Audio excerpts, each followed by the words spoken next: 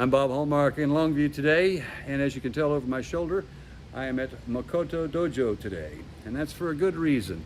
We're joined now by somebody who's been part of the martial arts community for years and years and years, and very accomplished and very well known.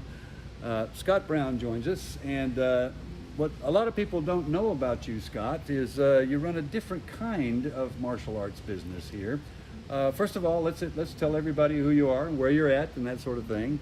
Well, my name is Scott Brown, and I do have the Makoto Dojo, and we're here in Longview, and believe it or not, we actually have two different locations. One's here on Old Highway 80. My other location is on Highway 80, very close to Hallsville, but not quite in Hallsville. So we have actually two different locations. Gotcha. Now, I said there was something unusual about his business here, and that's what I'm going to tell you now. Scott runs a non-profit martial arts business, which is kind of unheard of, but tell everybody you have a purpose behind that too. Well, we do a lot of ministry. We also believe in character development, and we really are trying to, a lot of people in martial arts say that we're trying to build the self-esteem of our students, their self-confidence, and really build them up. Here, we really do mean that. The reason why we're nonprofit, because when you're for-profit, a lot of your decisions are made with money in mind. When you're a nonprofit, all of our decisions are made with our students in mind. So that makes a big difference. Gotcha. Now, and it's important to note that he mentioned that he has a ministry, something that does really good work overseas, by the way. And Scott and his folks have actually just returned from a trip to the Philippines, and I guess tell us a little bit about that. You're actually very well known over, I guess, in the Philippines. Well, we've been on television over there. Their show that was Good Morning, we have Good Morning America, they have Good Morning Philippines, and so we've been on that. We've been on radio shows over there. Our main thing is that we're just trying to help people out. Now, we do have a ministry that is international, but we also have the ministry that's local, where we do a lot of benevolence and such. So the monies that we raise in our martial arts classes actually go to benevolence, like feeding people, medical mission trips, and also just, planting churches, because that's what we've done. We've actually planted about 3 churches over in the Philippines also.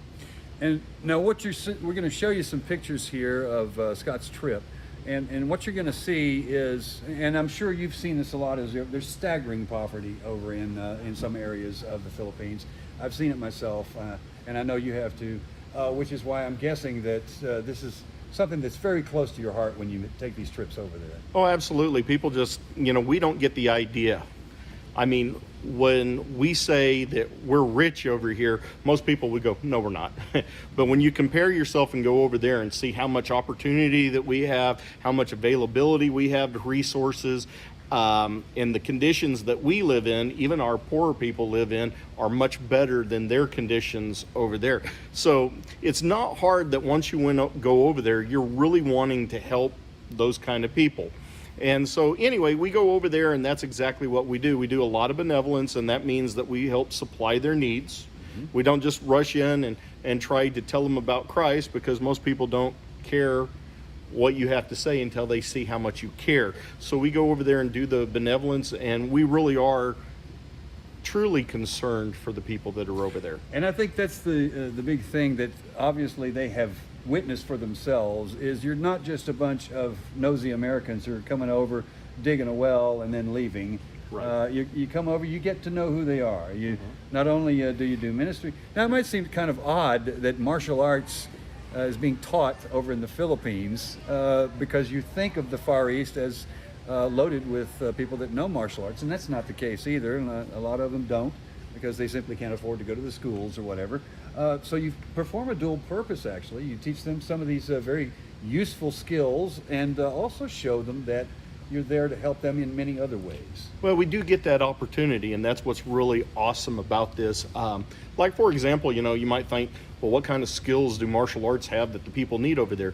But almost every year we've been over there, we've been able to train what they call barangay, which is, these are different areas in the Philippines, kind of like we have counties, they have barangay, and they have each police force. So these police force, unlike our academies, they don't have a lot of self-defense training.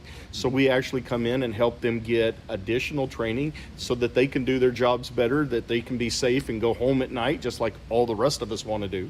Sure. And I'm guessing that's the fascinating part of that is that they take away something new every time you go over there. How often do you take these trips? Just as you raise the money for it? Yeah, really what we do is go over in the summer. Now, because of my profession and such like that, I have a little bit more time off in the summer, which allows me to go up there anywhere between about 3 weeks. I can only stay there up to 4 weeks without a visa. So our typical trips for my wife and myself are usually about 3 weeks long. Now, if I have a team, they're usually only 2 weeks because that's exactly about all somebody gets off from work to go with us. So for the main team, it's usually only about 2 weeks that they're there. And we try to pack that in with as much stuff as possible as we can. We go to as many places as we can. This year we had 2 different barangay that wanted us to come in and train police officers, one in Davao Central and then one in Davao Oriental, which is called San Isidro over there.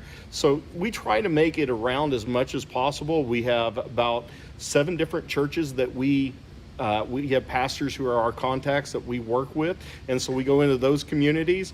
And what makes martial arts a great ministry tool or a hook is because nowadays if you say revival, few people will show up. You say martial arts and it's going to be a nice show and you might see some fighting, you get hundreds of people show up. So we go over there and we tell them about a martial arts show. We kind of perform. I hate to say like the Harlem Globetrotters of martial arts, I mean, but we go out there and try to do a really like a Hollywood quality stunt show. And then afterwards, after they've really bought into what we're doing and really enjoying what we're doing, then we go in there and do the ministry side of things. Gotcha.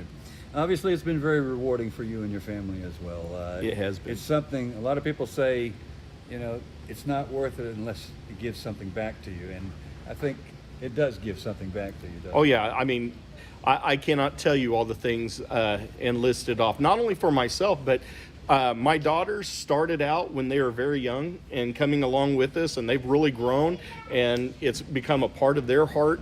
But I've seen how it's changed them. And the funniest thing is now they're adults. I have grandkids. The grandkids have come over there with me, and I'm watching it change them. They're growing. They're starting to appreciate things here a whole lot more, really seeing the world in a different light when they get to step off out of America and onto a different stage where they have a different mentality, a different way of doing things, and so it's really good. Okay. Scott, thank you so much. You're welcome. Very nice. All right, and we'll have much more on this story tonight on KLTV 7 News for KLTV Web Extra. I'm Bob Hallmark.